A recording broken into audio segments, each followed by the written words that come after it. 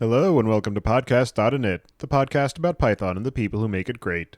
The biggest challenge with modern data systems is understanding what data you have, where it is located, and who is using it. SelectStar's data discovery platform solves that out of the box with a fully automated catalog that includes lineage from where the data originated all the way to which dashboards rely on it and who is viewing them every day. Just connect it to your DBT, Snowflake, Tableau, Looker, or whatever you're using, and SelectStar will set everything up in just a few hours. Go to pythonpodcast.com/selectstar today to double the length of your free trial and get a swag package when you convert to a paid plan. When you're ready to launch your next app or want to try a project you hear about on the show, you'll need somewhere to deploy it, so check out our friends over at Linode. With their managed Kubernetes platform, it's easy to get started with the next generation of deployment and scaling, powered by the battle-tested Linode platform, including simple pricing, node balancers, 40 gigabit networking, and dedicated CPU and GPU instances.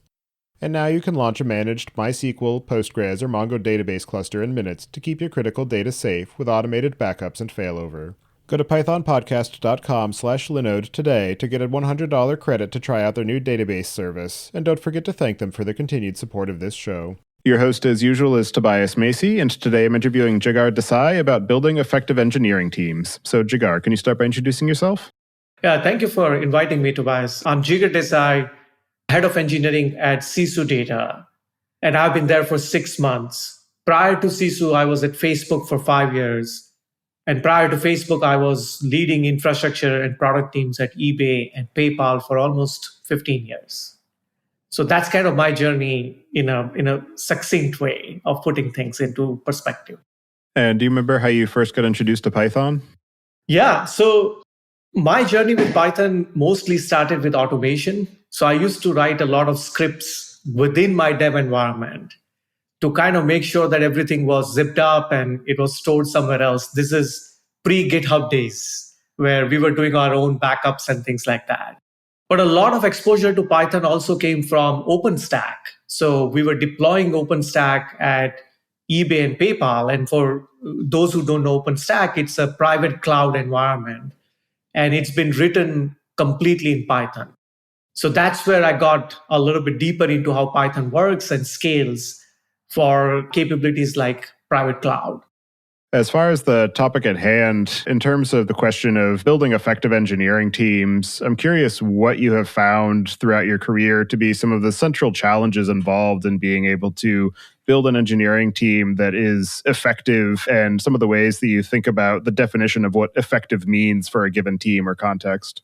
So I have been managing and supporting teams for the last 15 years. And what I've seen is sometimes it's a team of highly caliber individuals, but the team overall is mediocre. And then I've seen mediocre talent, but team is high performing. And major difference that I've found in these two teams is one team is really clear about their goals and objectives. There is a clear vision in place, and everybody is kind of moving in the same direction.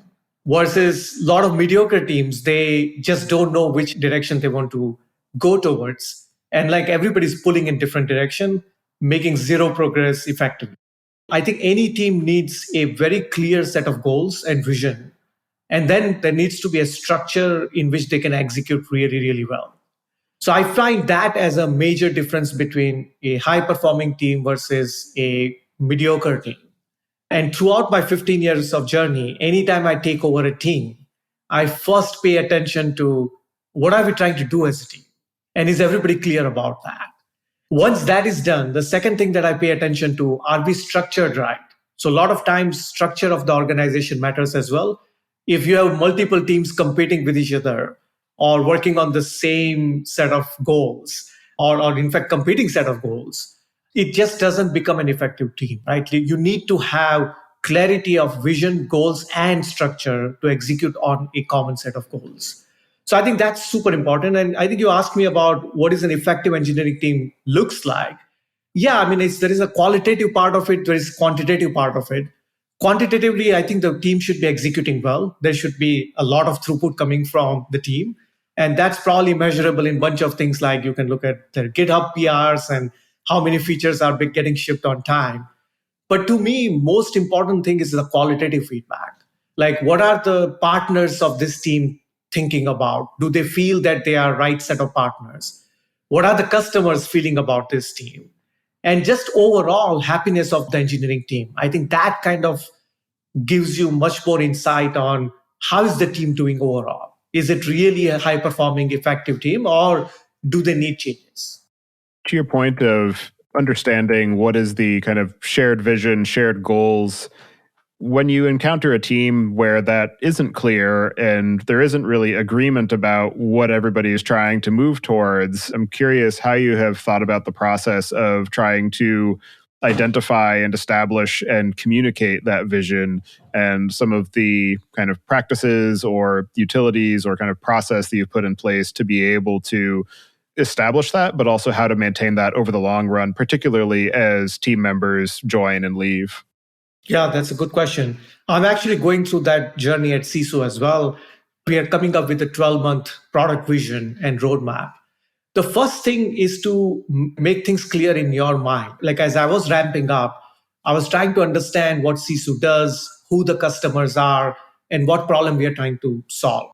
So I actually ended up spending a lot of time with our customer success team and customers to understand where our product is doing well and where our product has gaps. Based on that, at least I started to form that framework around what should be our product strategy. If I have to describe our product strategy in one or two sentences, how do I do that? And then the second part was, if this was the strategy, how do I convert that into a vision for next 12 months? Now, this is not an individual journey. Like I can't decide the product strategy and vision alone. So I started pulling in, what I call influencers into the mix. These are the set of people who really broadly influence the organization, and they're part of setting up the vision and strategy. So multiple sort of rounds of conversations around, is this making sense?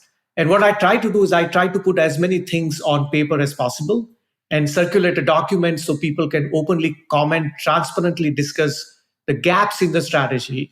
And what we try to do is build that document into a shape where it becomes something that we can share it broadly.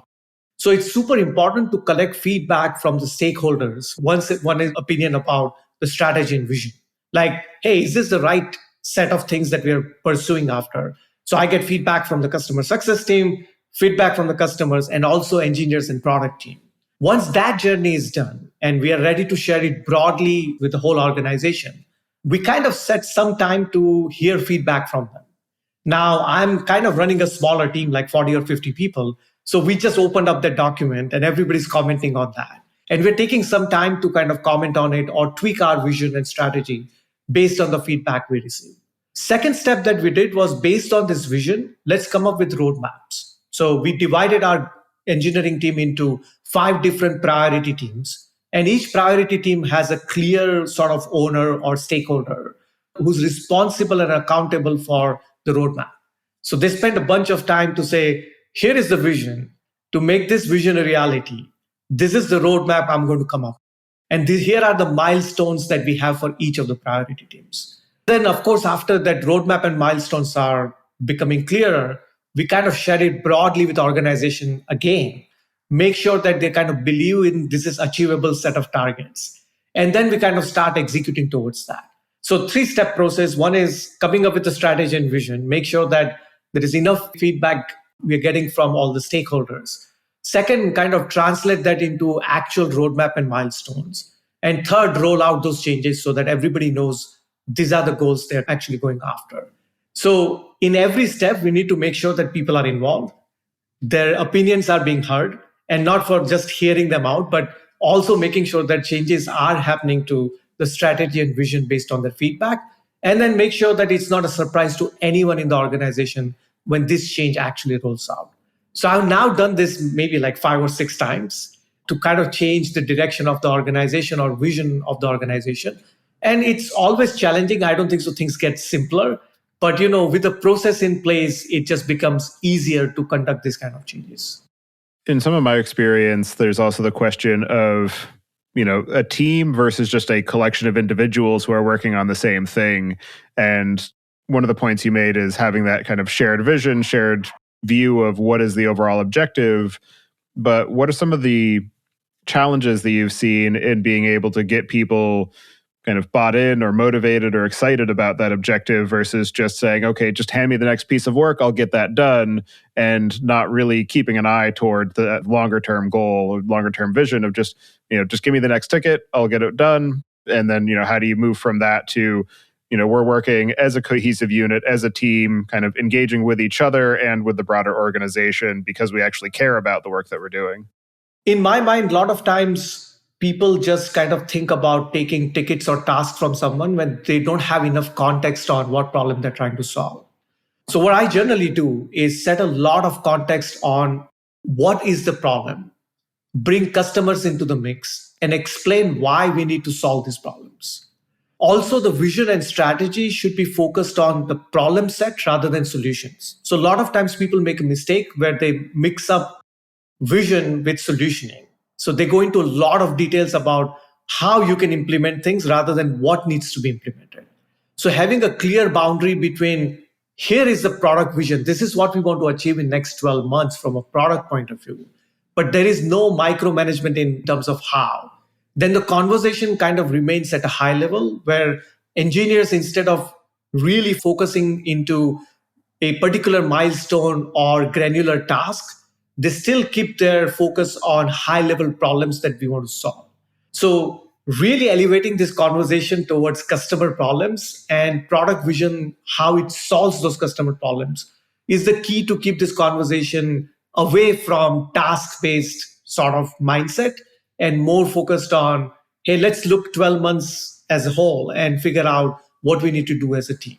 So setting up that context is the most important thing. And I feel a lot of engineering teams that I work for, and even I've learned this hard way, that if you don't set this context, people will be looking on a daily basis, what should I be doing? And I need somebody to tell me what that looks like. Absolutely. Another challenge in being able to build that team cohesion is having an environment of trust and kind of shared empathy where you don't have to be fearful of asking questions or raising your opinions because, maybe you'll get shot down by a more senior engineer saying, oh, that doesn't make any sense, or saying, oh, well, why don't you already know that? You've been here X amount of time. I'm wondering, what are some of the practices that you have engaged with to be able to kind of build up that shared understanding and empathy that this is a safe space. We're here to do the work and everybody has questions. It's okay if you don't know exactly what to do in this situation.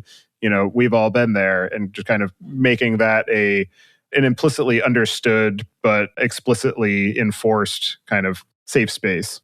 I think, it starts with the leadership. Now at Sisu, I have been lucky that our environment has been pretty collaborative and open.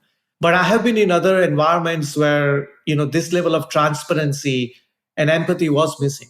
And I think one of the reasons is leadership at the top did not show that level of empathy either. Like, for example, if I'm in the meeting and if somebody feels unsafe raising a question or challenging me openly, then I have failed to set that culture within the organization. Like, as I take any kind of role, leadership role, I make sure that this level of trust builds up pretty quickly. So I encourage people to ask questions. And instead of saying, well, this question doesn't make any sense, or why are you asking such questions? Every question, I take it as seriously as any other question, and making sure that I use those opportunities to set the context that I could have set. In some cases, it's actually good to even say that I've never thought about this, and thank you for raising this question, and we should actually take an action item on that. So I think if the conversation is merit-based in terms of ideas and points raised, it kind of creates that trust-based culture where any person, irrespective of their seniority, should feel comfortable asking those questions. Like, I worked at Facebook for many years, and it was quite common that an engineer would come to me and they'll say, I don't think so, I agree with your vision or strategy. And I would say, well, thank you for saying that. Now let's sit down and figure out where I'm not able to explain it to you, or maybe there is an actual issue with the vision and strategy. So I think that level of culture starts at the top and it has to trickle down all the way to the bottom. But if I don't exhibit those qualities, then others in organizations will also mimic my behavior. And then the culture will become toxic in terms of pointing things at each other or not having that open environment where healthy discussions can happen.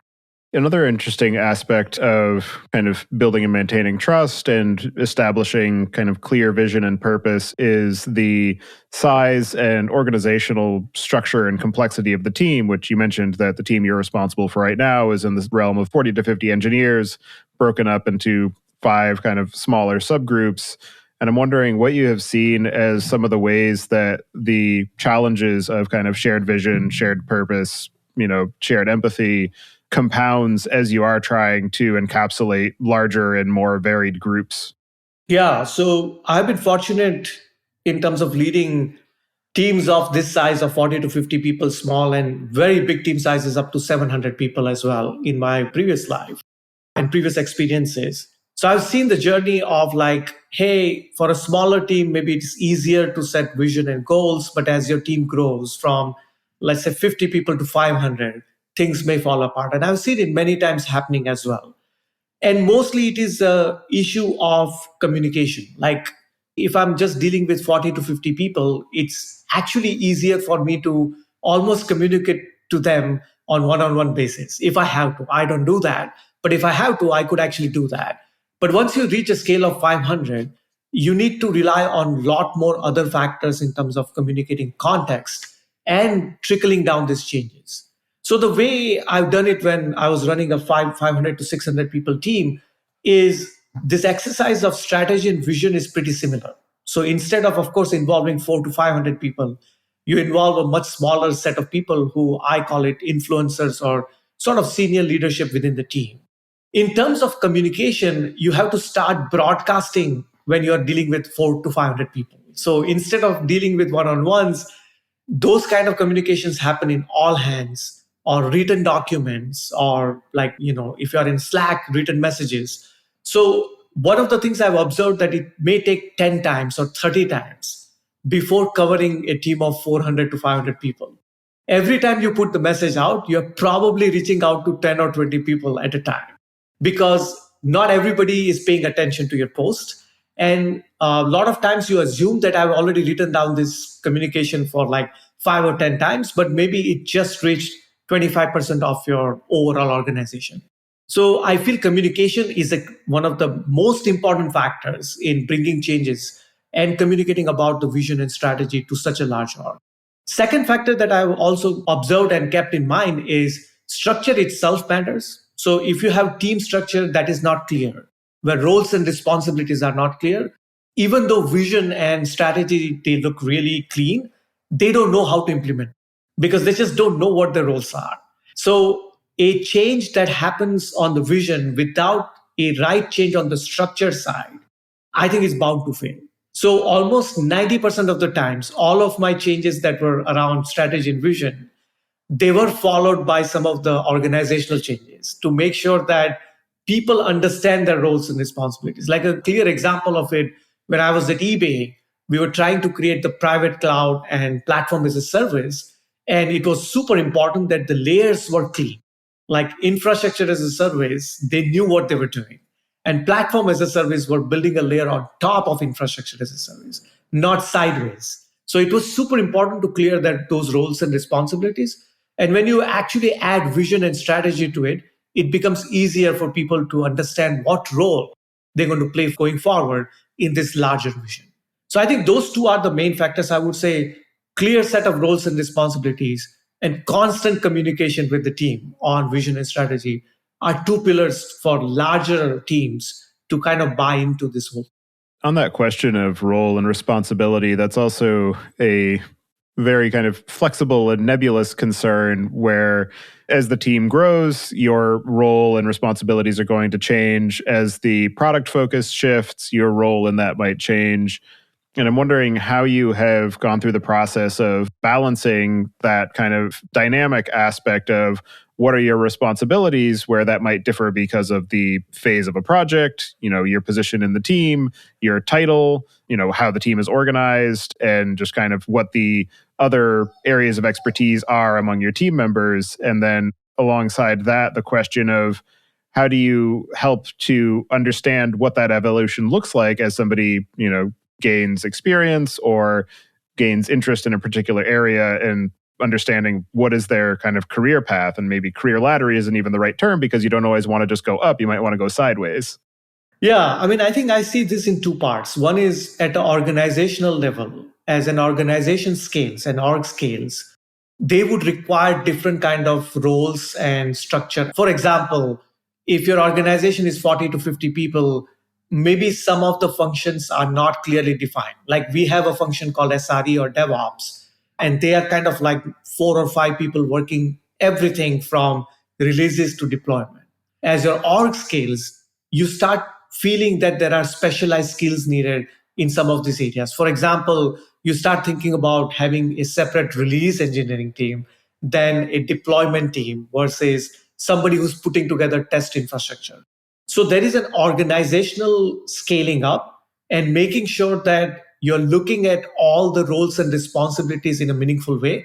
Like, for example, you don't want a team that is 50 people working on a smaller part of the product, or a 50 people team that is called a SRE team, and they're all working on all aspects of infrastructure and platform. So that's where you start specializing things, saying, we need something for releases, we need something for testing, we need something for deployment. And with that, you kind of also start identifying people who can step into it. And oftentimes, what happens is you start looking at people and they start taking interest in one of these areas. Like somebody we just did in scaling the product up versus somebody's more interested in doing iterative development on product. So you kind of map those two things. Here are the organizational needs as the org is scaling from 50 people to 500. Here are the people who are ready to take on those roles. And then the third aspect is sometimes you realize, and many times I have realized, is you don't have the right set of people. And that means you have to hire from outside. Like, for example, security is a great example of it. Your security needs and posture changes as the team matures and org matures. And you have to hire people who are expert in certain things. For example, I need to hire people more focused on compliance now because most of our, let's say, customers are asking for some kind of certification around ISO or HIPAA or things like that. And you need experts who have done it before. Suddenly, in a 500 people organization, there are things important in terms of building some kind of platform so everybody can build an application on top of that, which was probably not needed when it was a 10 or 20 people team. So I think those are the two aspects, that there is an org change. So how does an org evolve into a different structure that you mentioned, dynamic structuring? And then there is a talent available, and people may be eager to take on some of these roles because of their interest or passion. And then sometimes you have to identify people that you need to hire from outside because there are clear gaps in terms of expertise, and you need external expertise to come in and help out. So this is how I kind of see like a 3 different ways of scaling up the organization. And of course, a lot of this ties back to growing the individuals and helping them out, like scaling themselves up as well. So this can provide really good career paths in some cases, as somebody is willing to kind of step up into a completely different role than they were doing it in the past several years. As far as that kind of career trajectory, what are some of the structures that you have found most useful for helping people understand where their potential gaps are and being able to achieve whatever that next level or next position might look like? And when to kind of rigidly define these are the kind of job positions that we have, and when to say, okay, this person is a great fit for a number of different things, so we actually should just create a position for that. Or, the org is growing in a certain direction, so we need to identify a new role for being able to help with moving in that direction. It's super important to first bring clarity in terms of what the technical ladder looks like. Like, how do engineers see themselves growing? So at Sisu, we have clearly defined technical ladder that, hey, you could be an entry-level engineer. Here is how you can get into a senior software engineer, staff engineer, and so on and so forth. At every level, it should be clear what the expectations are of that role. And if somebody wants to go from level 3 to level 4, here are the set of responsibilities they need to take on for being suitable for the next role. So I think having that clarity that there is a clearly defined ladder where people can see themselves and how the next level looks like is super important. The second aspect I would call out is having those conversations with engineers is also pretty important. So we call it this as a talent conversation or career conversations in this case, where there is a conversation between a manager and an engineer, and they talk about, hey, here is where I am in my career. This is what I want to do in next 2 years. Here are my aspirations. Now, please help me out. These are the kind of areas that I want to actually grow on. I want to become a senior engineer. I want to become a manager. I want to actually go into a completely different role. So this conversation between manager and employee is super important. And what they put together is a career development plan, which is like a document that is owned by the employee or engineer, but is been assisted by an engineer. And what I generally insist is to have these conversations at least once in a quarter, if not more, where there is an open conversation on here is where the career is shaping up. And these are some of the areas of gaps that manager can actually pinpoint to the employee that, hey, maybe I can help you out growing and taking kind of responsibilities in these areas, offering you opportunities where you can actually, also demonstrate your skills. So I think second part of career development discussion is super important. The third factor is a lot of times, traditionally, when I was an engineer back in late 90s, there was just sort of one way of growing in career, and that was you become an engineer, senior engineer, and then you become a manager. So managerial path was the only path to grow.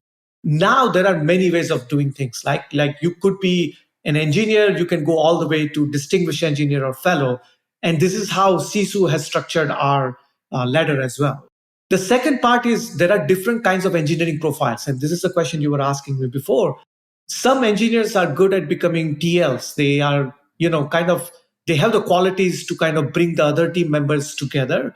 And this is like a traditional sort of technical lead role, which kind of little bit overlaps with the managerial role as well. But there are many engineers who just want to be deep engineers. They don't want to be TLs. They want to be working on deep, complex problems by themselves. So how do we create sort of path for them for these different profiles? And what I've learned at my previous experiences and what we're doing at Sisu, that there are different profiles as you become senior engineer. So TL is one profile, but a deep expert is a second profile. A fixer kind of a profile could be a third profile. And all those profiles have a technical ladder going all the way up to distinguished engineer or fellow. So instead of typecasting everybody into a technical lead, we provide different ways of growing their career based on their passion. I think in some cases you are right that engineer doesn't actually fall into a particular profile and they're a mix of two or three, and that's fine too. I think they need to specialize in one thing at some point in time, but having those two or three sort of expertise also helps in having a role which is much more cross-cutting rather than vertical. So I would say those two things, having a career development discussion, clear technical ladder defined for engineers and how to get from one level to the other one. And third one, just making sure that there are different profiles and everybody's not typecast into just one role is the way how career development could be sort of a tool that can be applicable broadly to all engineers rather than a very few of them.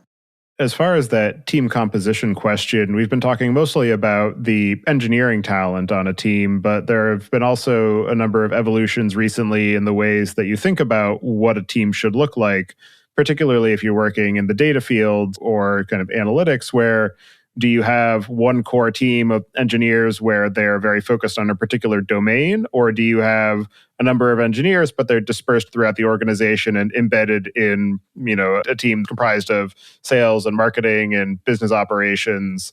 And I'm wondering what you have seen too, what the particular kind of industry vertical that a company works in, how that influences the ways that you think about that team composition and team structure. Yeah, I have worked mostly in the technology companies. And what I've seen, there are some common structures that all of these companies generally end up having. And the common structure looks like this, that there would be a horizontal team, which they would give different names like infra team or platform teams. They would have horizontal concerns. They would be taking care of horizontal concerns like infrastructure or how to build platform on which everybody can build application, doing release management, creating test infrastructure. So those are the horizontal teams. We had it at eBay, PayPal, Facebook, and even Sisu has this horizontal team that is much more focused on lower aspects of the stack. And then when you go into the product world, things become interesting. And that's where a lot of domain specific sort of context comes into the play. So typically what I've seen is it kind of maps to the verticals within the company. Like, for example, at Facebook, we used to have teams called like Facebook Newsfeed. And then there was a team on Instagram. And then there's a team for WhatsApp. And there was a team that was focused on advertising. So these were the verticals that mattered to the overall business and product team. And that's how they were kind of sort of structured organizationally. And similarly, we had things at eBay and PayPal. They were much more vertically focused on, hey, here is the payments team. Here is kind of a UI team that is focused on wallet experience and so on and so forth. So horizontal, generally keeping it constant that everybody kind of focuses on infrastructure and other horizontal concerns. And vertical team structures are generally influenced by the domain itself. What I see is in terms of expertise and talent, a lot of times on the infrastructure side, they are DevOps, SRE, and infrastructure distributed processing kind of talent coming into the play. On the vertical side, is much more focus is on products. So for example, at PayPal, we used to hire a lot of people with payments experience, and a lot of people came from banking background. On eBay side, we hired a lot of people from e-commerce. So a lot of people were hired from other e-commerce players. And Facebook, interestingly, focused not on other social companies because Facebook was the first company that was doing the social engineering or social apps. And a lot of the engineers were just hired out of college who were like brilliant set of engineers, and they were put into kind of working on the product engineering side of the world. So I do feel, I think there is something common in all of these structures, organizational structures. And then there is a vertical domain that influences the rest of it, like mostly in the product engineering side. As far as the point that you were making earlier about when to bring in outside talent versus when to try and grow somebody into a specific role, what are some of the strategies that you use to identify what are some of the skills gaps that we have? Because a lot of times, if you are working in a team, people have fallen into a particular pattern and they demonstrate a certain set of skills that you can see because of the work that they're doing, but it can also be very invisible as to some of the other skills that they have or that they're interested in acquiring. And so as you are starting to identify, okay, this is an area that we need to focus more effort, how do you kind of draw out some of that feedback of, oh, yes, this is something that I already know how to do. I just haven't been doing it because I'm focused on this other thing versus, this is something that I'm interested in learning about, and then balancing, that level of interest and kind of enthusiasm from the team against the kind of delivery constraints and timelines that you're trying to work toward. Yeah. So there are two aspects that I generally kind of follow. The first one is doing talent review. So this talent review generally happens once every 6 months or 12 months, but it's not happening in just the current context. It's not about, hey, what talent do we have and what are the requirements today? But we look forward another 6 to 12 months, that how is our organization actually scaling? What kind of requirements do we see coming our way in next 6 to 12 months? Let's keep that in context and let's map our current talent to our needs of the org for next 6 to 12 months. Now, that would give us a good picture in which areas we are lacking talent. Like, for example, a typical exercise that we had done in the past, it would show up that we need to really scale our organization from 200 people to 400 people. If we double our organization, we need a lot more senior talent. We need people who could actually play this role of horizontal tech leads across multiple teams. Do we have enough talent in that particular area?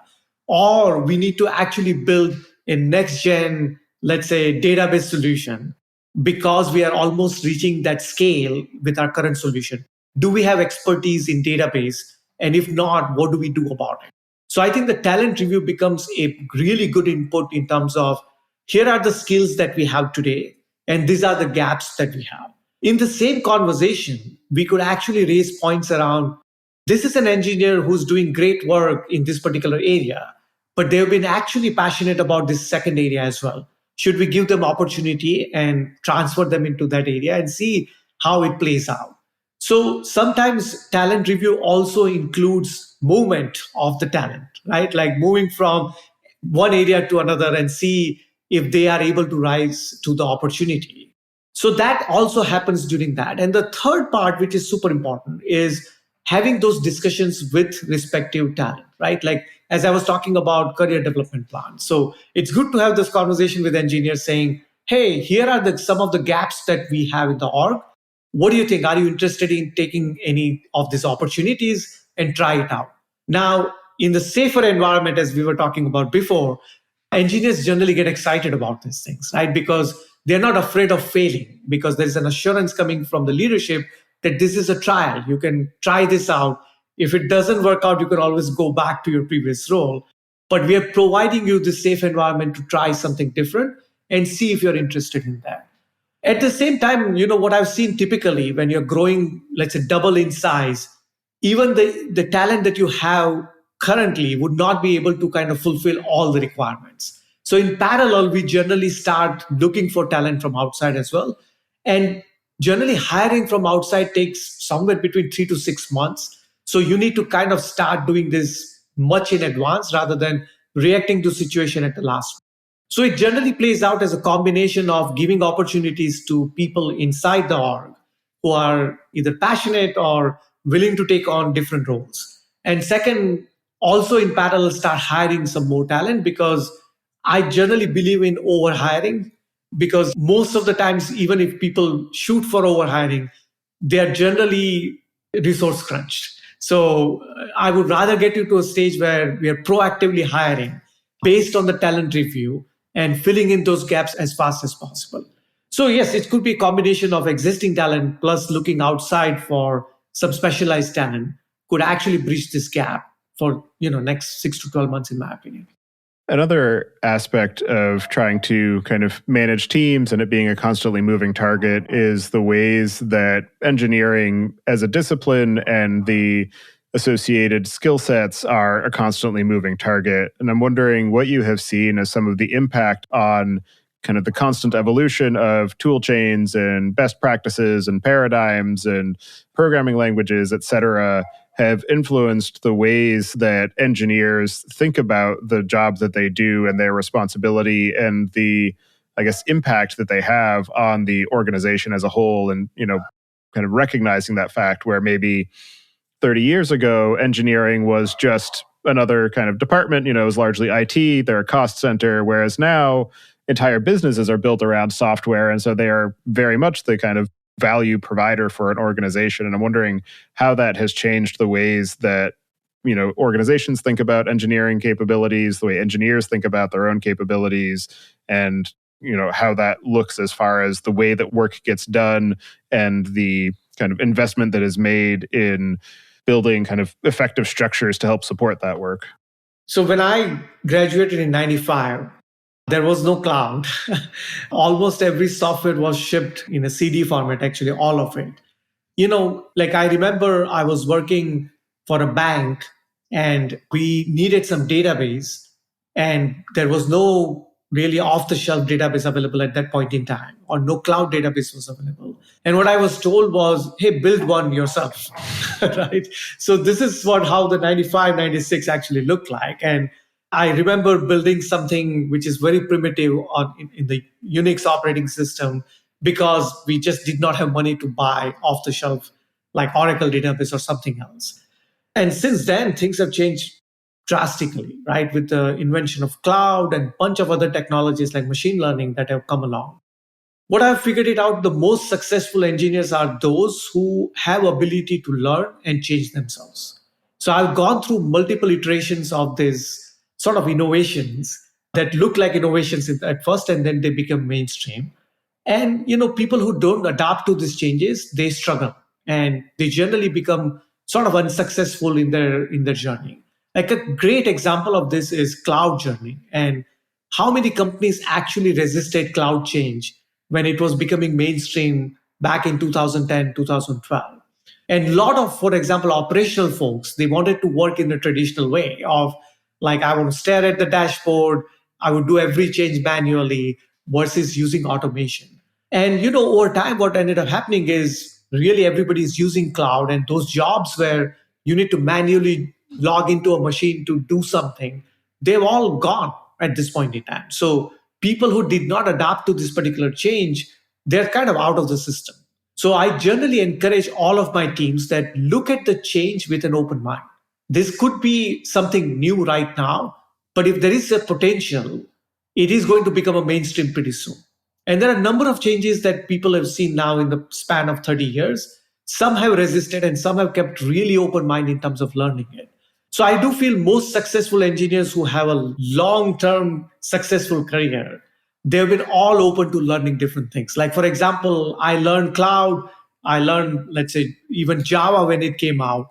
When I joined eBay and PayPal, I did not know how to actually build web services or web application. So I learned all of them from scratch. I remember I had an interview and they asked me about cookies and I didn't know what cookies were back in 2002. And to now, like all the way in 2022, we have been talking about complete automation on top of cloud, using machine learning everywhere, collaborative tools, and a whole bunch of other innovations. So I think the essence of this is keep an open mind, keep learning things, and make sure that you're adopting to this constantly changing culture all the time. So those are the tools I generally encourage. And when I'm interviewing somebody, I actually test people on this as well.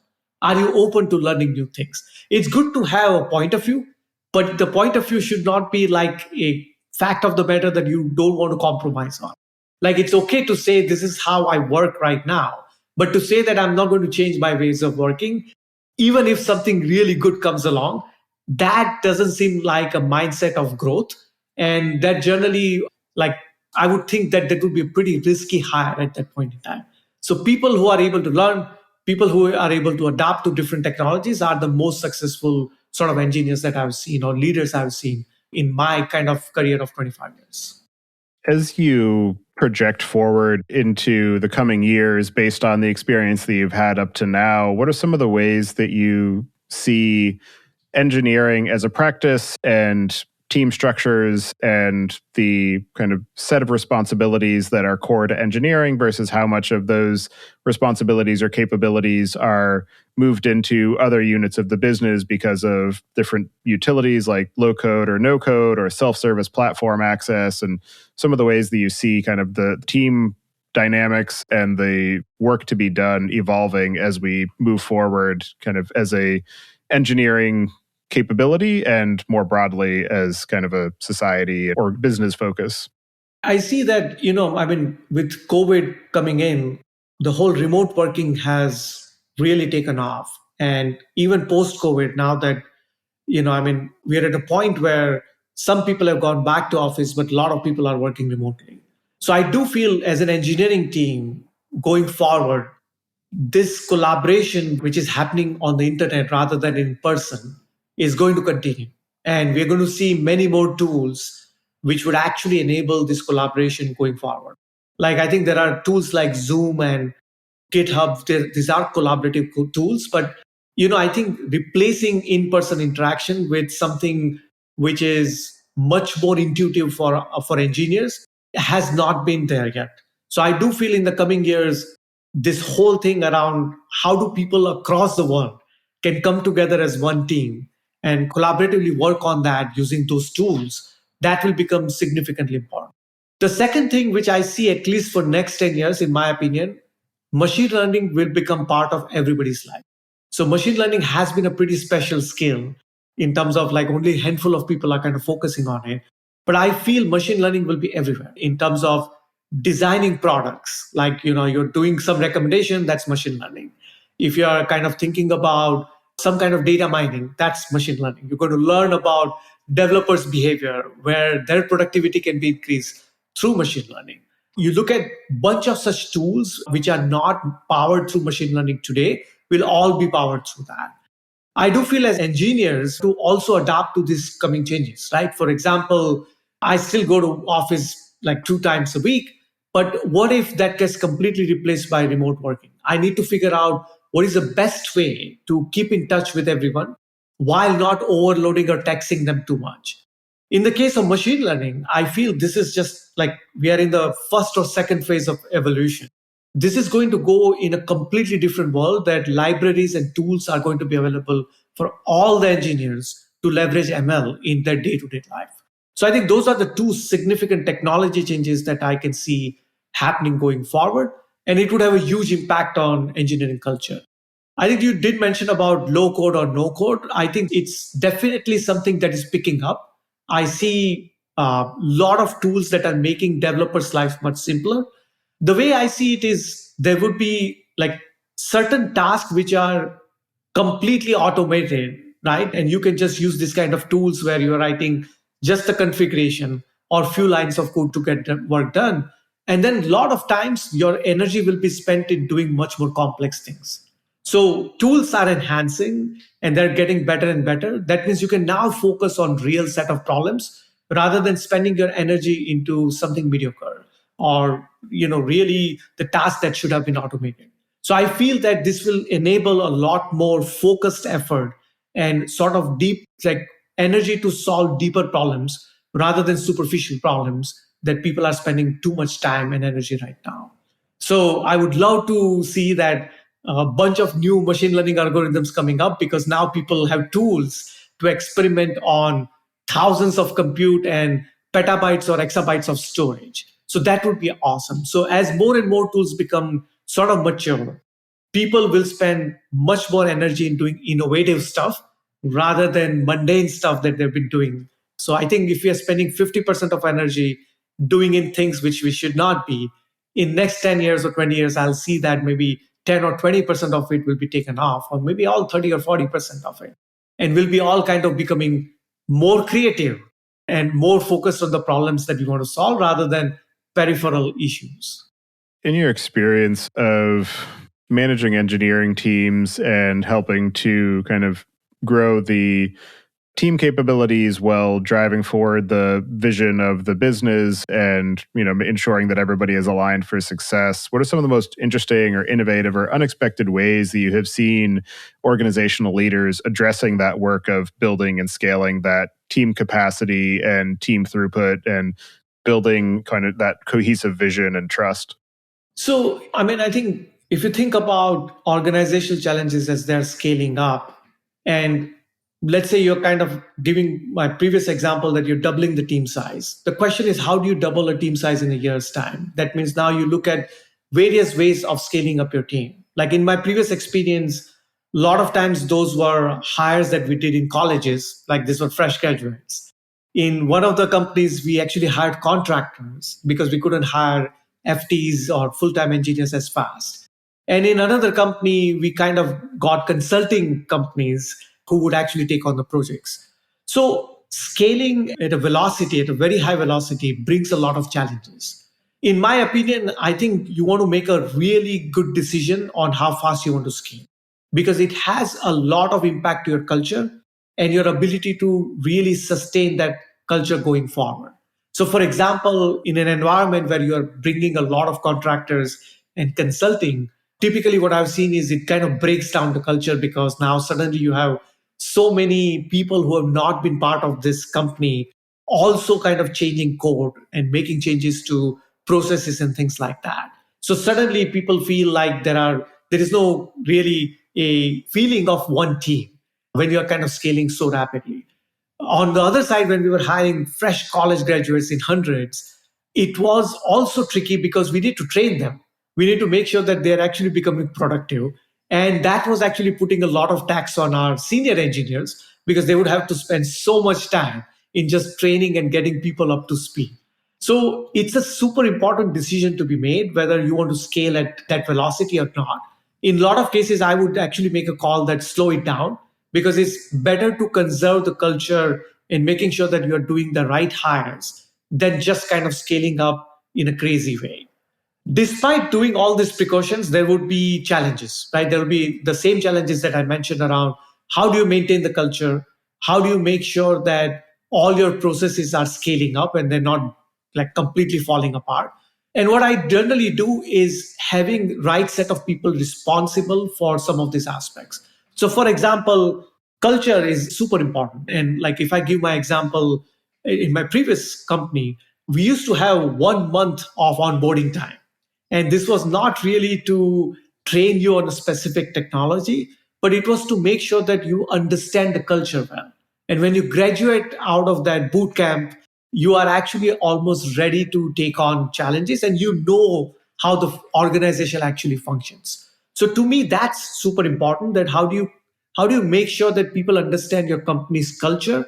And for that, you have to have a proper onboarding program really going forward that is meaningful in explaining how your company operates. The second thing I talk about is ongoing training. So, as our organization actually scales, how do you identify the areas that you need more help and there is a talent gap or there is a skill gap? And how do you kind of make sure that your engineers are reacting to that and they are getting opportunity to learn new skills? So making sure that there are programs around learning new skills which are kind of fitting into your organizational scaling, or just making sure that people are passionate and they want to learn something about it.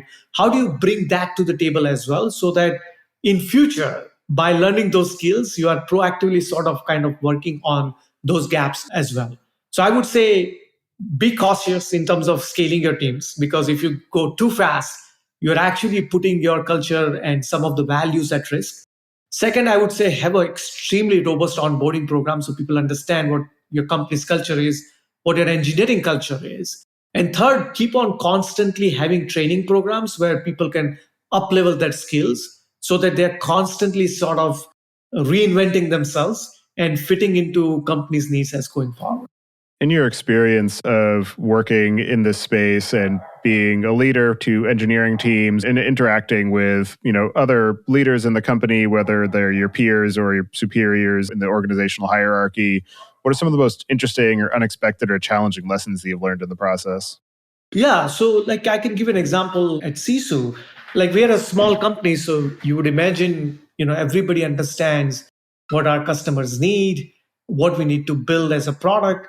And large part of the company does understand. But as somebody who came into the engineering org, I found that, information was not trickling down. Like, for example, a lot of engineers were not sure about what our customer requirements were.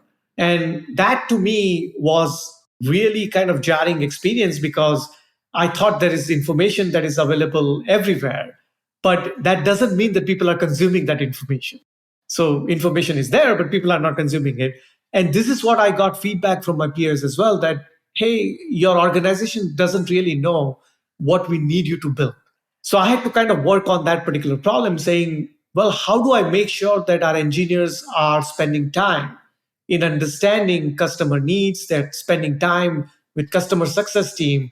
So we had to change certain sort of rhythm within engineering org. We exposed them to a bunch of calls with our customers. We made sure that we are kind of talking in all hands, company all hands, a lot more about customer needs.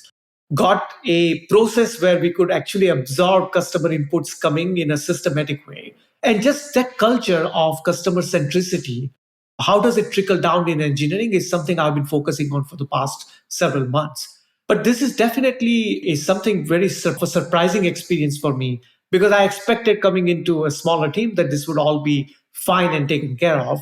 And when my peers actually shared this feedback, I'm like, wow, I can see now that despite having access to all the information, engineers are busy. They're spending their time in doing something else and not focusing enough on customer needs. Disconnects do happen in a larger org. I've kind of managed teams which are much larger. And there it could be that, hey, you are kind of in your own sort of island and you're not connected to anyone. And you feel all great about how great things you're doing within your org, but you get feedback suddenly that you're completely disconnected from the needs of the overall organization. So this happens many times when there is just not enough trust between the teams, or there is just not enough time spent with your peer teams. So in any of these cases, I do feel listening to your peer feedback, listening to customer feedback, and keeping an open mind in terms of how you can improve your teams is a key to kind of bring those changes in. If you just start believing that you understood the product, you understood the need, and stop listening to all of this information coming to you, I think people will just get it wrong over time and your organization will fail. And I've personally gone through that experience as well, where somebody gave me feedback that you guys are just not listening to what the needs of internal customers are. And please go and do your homework in terms of what the customer needs are and change your roadmap to reflect that. So I think these kind of lessons are super important to learn and make sure that those kind of mistakes don't happen again in the future.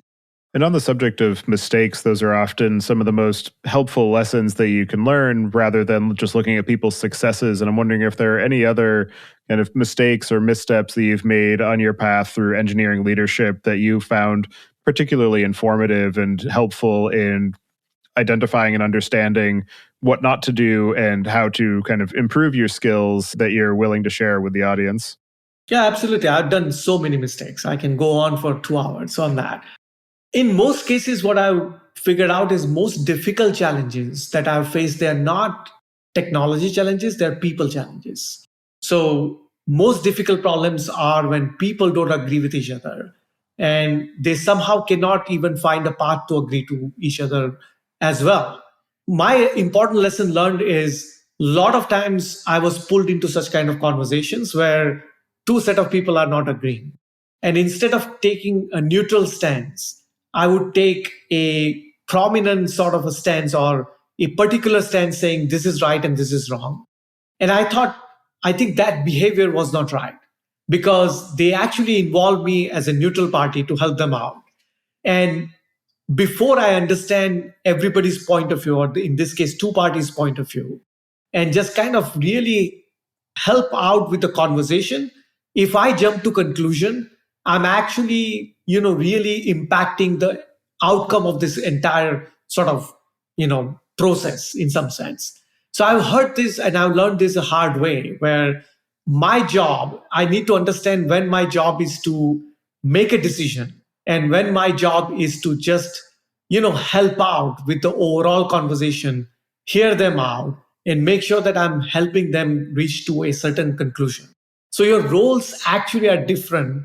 And, being a technologist and having my own opinions, I always found it easier to make a decision on something rather than helping out people through this process of disconnect and making sure that we are landing into a good spot where both parties agree. In some cases, they disagree but commit, but it's an environment where healthy conversations can actually happen. So I've gone through this multiple times where I've made that mistake of taking stands too prematurely and really not helping the overall conversation. I think that's one of the things that I keep repeating every time when I get brought into dysfunctional organization, that my role is to play a neutral party and really help the team out rather than showing off how good I am in making decisions. For anybody who is either working in engineering leadership or aspires to do that or is maybe a team lead, what are some of the resources and reference material that you've found most useful that you recommend people look to if they're trying to understand more about the kind of context and practices and considerations around being able to build cohesion and maintain kind of direction and focus for an engineering team? I would say there are just ton of books that are available on management and leadership. And just there are too many of those books. I think if somebody is becoming a manager, I would ask them to read, like High Output Management by Andrew Grove. Like this is a classic book that anybody can read and figure out what it means to become a manager. There are leadership books like Good to Great. I think I really like that. Or Hard Things About Hard Things Now.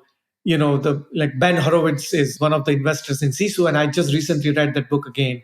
So there are lots of books that people can read up on management and leadership that I really recommend people spending time on that. Second thing, I do feel that like having a mentor who can actually coach you in some of this situation is super important too. So I have been privileged to have really good mentors throughout my life.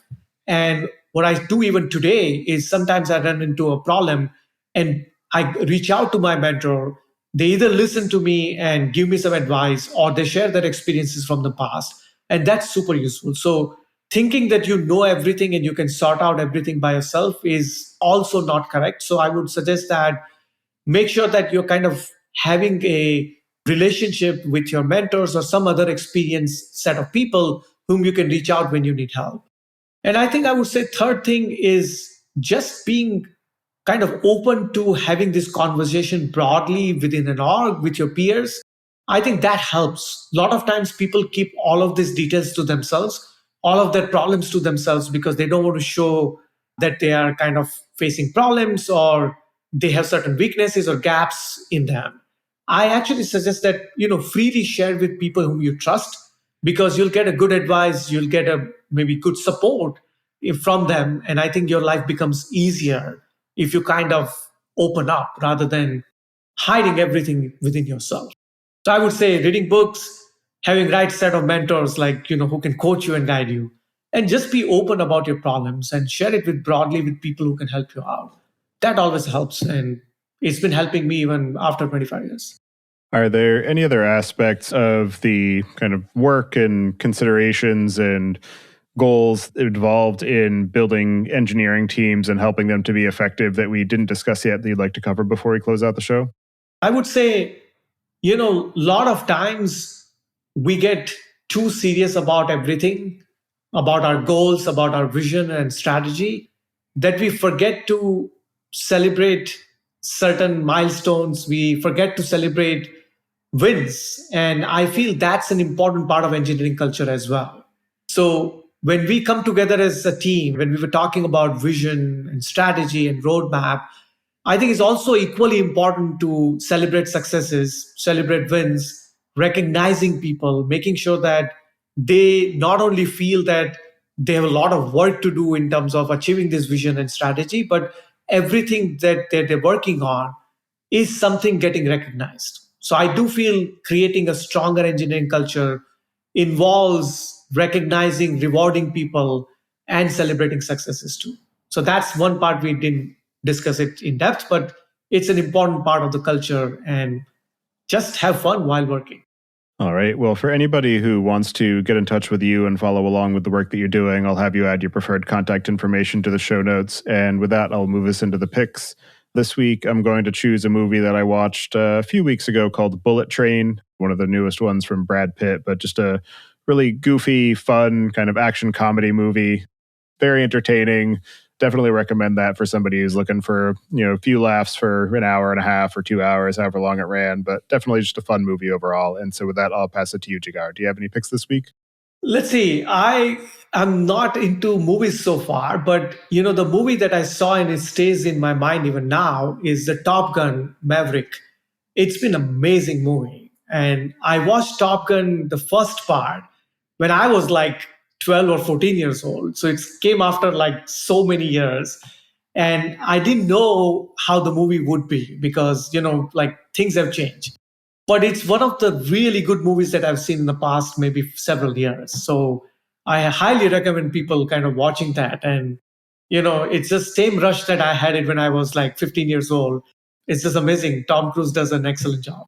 Did you go back and watch the original before you watched the new one? I did. How well did it hold up? I like the new one better than the old one because the technology has evolved so much. Right. So all the scenes, they look so real now as compared to what it was back in 80s. Yeah. It's always fun revisiting old movies and saying, oh, wow, I used to think that was actually good. Yeah, it was good. It was cool back then, Yep. but this one is cooler. Exactly.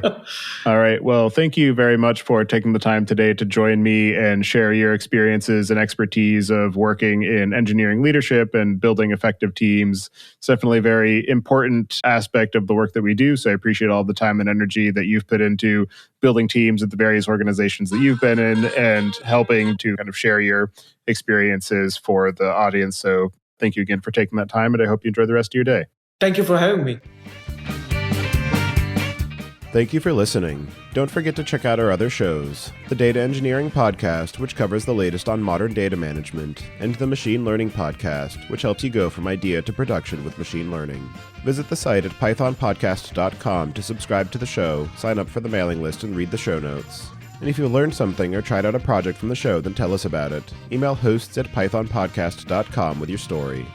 And to help other people find the show, please leave a review on Apple Podcasts and tell your friends and coworkers.